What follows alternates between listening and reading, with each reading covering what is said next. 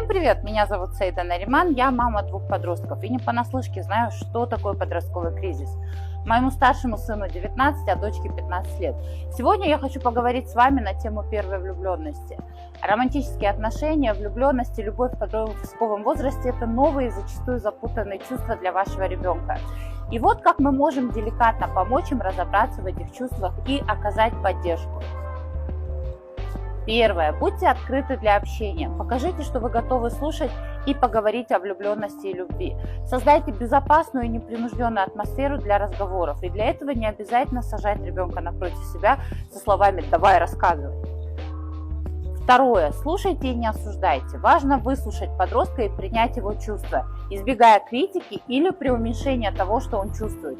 Иногда нам кажется, что все, о чем переживает наш подросток, не так уж и важно, и что он слишком все преувеличивает, а для него эти переживания вся его жизнь. Дайте ему понять, что вы принимаете все его волнения. Третье. Обучите важности взаимоуважения. Объясните важность уважения и согласия в любых отношениях. Подчеркните значимость здоровых границ и взаимного уважения. Четвертое. Поделитесь собственным опытом и советами.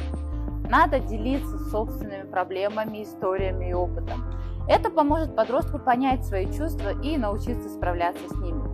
Мы привыкли говорить своему ребенку: да я в твои годы учился на 5, окончил школу с золотой медалью, слушал маму, зашел на Эльбрус, покорил Марс, а по дороге нашел единорога. Но важно раскапывать и про факапы тоже.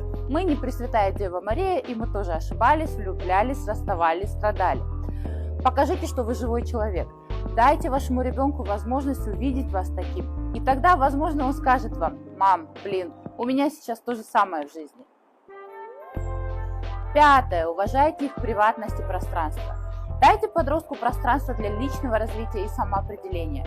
Уважайте их чувства и приватность. Всегда помните, что ваша роль как родителя заключается в том, чтобы поддерживать и направлять подростка, предоставляя ему все необходимые знания и поддержку для здоровых романтических взаимоотношений.